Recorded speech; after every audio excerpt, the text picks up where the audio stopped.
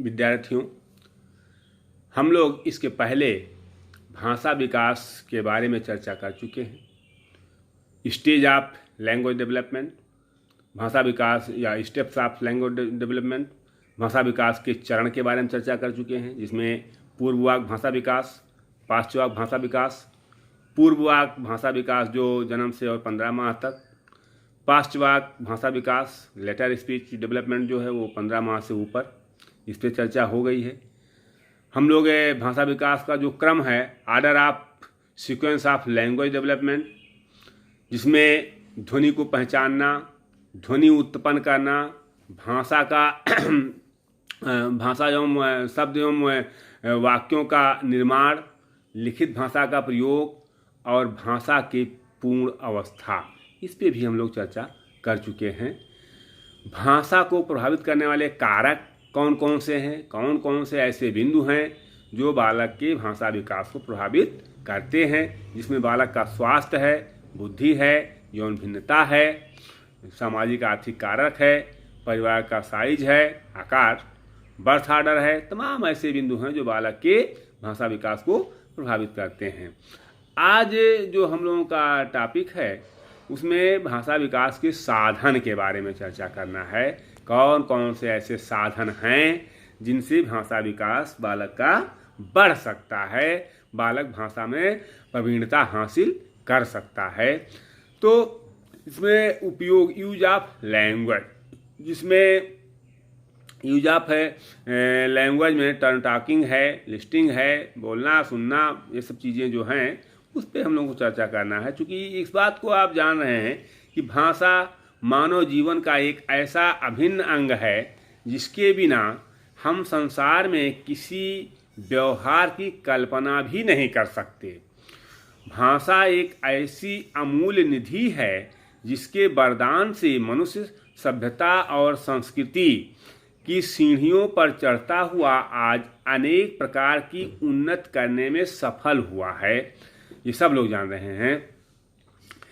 इसीलिए Max Muller ने ठीक ही कहा है कि भाषा यदि प्रकृति की देन है तो निसंदेह ये प्रकृति की अंतिम और सर्वश्रेष्ठ रचना है, जिसे प्रकृति ने केवल मनुष्य के लिए सुरक्षित रखा है। वस्तुतः भाषा एक मानवीय कलाकृति है। भाषा के कारण ही मनुष्य मनुष्य है और भाषा के आविष्कार के लिए उसका पहले से ही मनुष्य होना आवश्यक है। भाषा विकास से तात्पर्य ऐसी क्षमता से है जिसके द्वारा व्यक्ति अपने भावों, विचारों और इच्छाओं को दूसरों तक पहुंचाता है तथा दूसरों की इच्छाओं, भावों और विचारों को ग्रहण करता है। शिक्षा मनोवैज्ञानिकों ने भाषा सीखने के कई साधनों पर प्रकाश डाला है, जिसमें वार्तालाप भी एक प्रमुख साधन है जिसका उपयोग भाषा के रूप में बालक करता है। वार्तालाप या बातचीत जिसको कहते हैं कि अपने साथियों तथा परिवार के सदस्यों के साथ बातचीत करके भी बालक भाषा को सीखते हैं। बातचीत में बालक विशेषकर उन बोलियों पर अधिक ध्यान देते हैं जो उनकी रुचि की होती है। रुचिकर बातें जो उनको रुचिकर लगती है उस पर वो ज़्यादा ध्यान देते हैं, जो रुचिकर नहीं लगती उस पर ज़्यादा ध्यान नहीं देते हैं। इससे भाषा सीखने में आसानी होती है।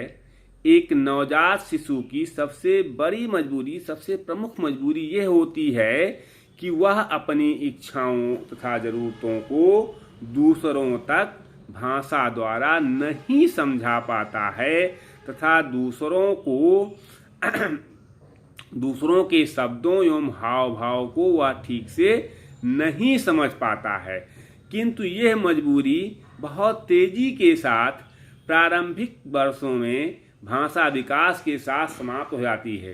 प्रारंभिक वर्षों का मतलब जो पूर्ववाक भाषा विकास है, जो जन्म से 15 महीने का भाषा विकास है, उसके बाद ये समाप्त हो जाता है और बालक धीरे धीरे बोलना सीख जाता है। चूँकि बातचीत मानव विकास का हिस्सा है, जो सोचने, विचारने, सीखने और समझने में हमारी मदद करता है, हमारी हेल्प करता है। बिना बातचीत के हम किसी चीज़ को आगे नहीं बढ़ा सकते हैं। भाषा का प्रयोग बालक की तार्किक क्षमता, ज्ञान और बोध को विकसित करने के लिए किया जाता है। छात्रों को सीखने, उनके अनुभवों को बात करने के लिए प्रोत्साहित करने से उनकी शैक्षणिक प्रगति को बढ़ाने में सहायता मिलती है। अर्थात जो बालक जो चीज़ सीख चुका है उसके सीखे हुए ज्ञान को और उस पर चर्चा करने से उसको उसमें तर्क शक्ति की क्षमता विकसित होती है और उसको शैक्षणिक प्रगति बढ़ाने में सहायता मिलती है। सीखे जाने वाले विचारों के बारे में बात करने का अर्थ होता है कि छात्रों में तार्किक क्षमता और सुव्यवस्थित ढंग से सीखने की क्षमता विकसित होती है। किसी कक्षा में छात्र वार्तालाप के विभिन्न तरीके हो सकते हैं, कई तरीके होते हैं, जिनमें दोहराने से लेकर उच्च स्तर की तार्किक क्षमता विकसित करने हेतु चर्चा तक शामिल है। पहले जब अध्यापक केंद्रित शिक्षा व्यवस्था हुआ करती थी, उस समय बातचीत करने का या बोलने का या क्लास में जो कुछ करने की इजाज़त थी या दबदबा था वो अध्यापक का हुआ करता था। उस समय छात्र केवल सुनता था और समझ में आता है कि नहीं आता है, क्या है, अध्यापक लेक्चर दे करके अपना चला गया, उसका विकास हो रहा है कि नहीं हो रहा है बता करके चला गया। आज व्यवस्थाएं बदल गई हैं। आज अध्यापक केंद्रित शिक्षा का समापन हो गया है। आज बाल केंद्रित शिक्षा का उदय हो गया है। अर्थात बालक के बारे में जानना है, बालक का भाषा विकास करना है, बालक को अधिक से अधिक समय देने दिया जाए। कक्षा का माहौल क्रिएट करना, शैक्षणिक गतिविधियों का संचालन करने का जो सिचुएशन है वह उत्पन्न करना अध्यापक का दायित्व है। अध्यापक के दिशा निर्देश में ये सारे कार्य होने चाहिए, किंतु अध्यापक ही केवल बोलता रहे, छात्र को मौका न मिले, इससे बालक का भाषा विकास अवरुद्ध होगा। तो ऐसी स्थिति में हम लोग कहते हैं ना कि छात्र छात्र अंतःक्रिया और छात्र अध्यापक अंतःक्रिया, यानी छात्र और अध्यापक आपस में चर्चा करें और छात्र आपस में चर्चा करें। तो ऐसी स्थिति में जब छात्र छात्र अंतःक्रिया होती तो छात्रों को अपनी बात को रखने का, अपनी बात को बोलने का, अपने विचारों को स्वतंत्रता पूर्वक ढंग से रखने का अवसर मिलता है। यद्यपि निर्देशन अध्यापक का रहेगा, अगर निर्देशन नहीं रहेगा तो अनुशासनहीनता फैल जाएगी और वो वार्तालाप शोरगुल में तब्दील हो जाएगा। जिस वार्तालाप से बालक का भाषा विकास होना चाहिए वो वार्तालाप जब शोरगुल में बदल जाएगा तो प्रॉब्लम आएगा। तो वहाँ अध्यापक का निर्देशन होगा और रूसो के इस विचार को ध्यान में रखते हुए कि बालक वह पुस्तक है जिसके प्रत्येक पृष्ठ को पढ़ना अध्यापक के लिए अनिवार्य है। अर्थात अध्यापक बालक की गतिविधियों पर ध्यान रखेगा। तो कहने का आशय यहाँ यह है कि अब अध्यापक के मुकाबले बालक के ऊपर ज़्यादा ध्यान दिया जा रहा है और बाल केंद्रित शिक्षा का प्रभाव बढ़ने से छात्रों द्वारा बातचीत अधिक महत्वपूर्ण माना जाने लगा है। यद्यपि बातचीत के लिए पाठ का नियोजन अधिक महत्वपूर्ण है। नियोजन कौन करेगा? अध्यापक करेगा, जिससे वार्तालाप सार्थक हो और पहले के अनुभवों के आधार पर अधिक से अधिक बालक सीख सकें।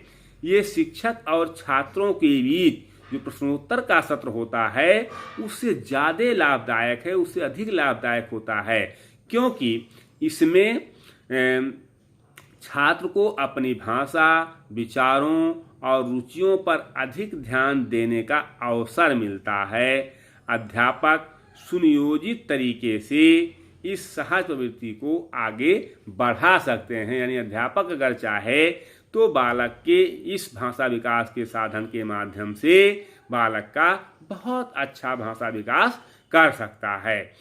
अब भाषा की जो कुशलता का संबंध है भाषा के 4 कौशलों से है, जिसमें श्रवण है, भाषण है, पठन है और लेखन है। श्रवण मीन्स सुनना, बोलना, पढ़ना और लिखना, ये 4 कौशल भाषा के हैं, जिसमें सुनना, अभी सुनने के बारे में कि सुन करके भी बालक भाषा विकास अपना करता है। जैसे बोलना और सुनना सभी शैक्षणिक क्षेत्रों में शिक्षण और अधिगम के केंद्र में होते हैं। बिना बोले या बिना सुने, जब सुनिएगा तब ना बोलिएगा, कुछ चीज़ जो है लोगों को सुनिएगा उसके बाद आप बोलिएगा।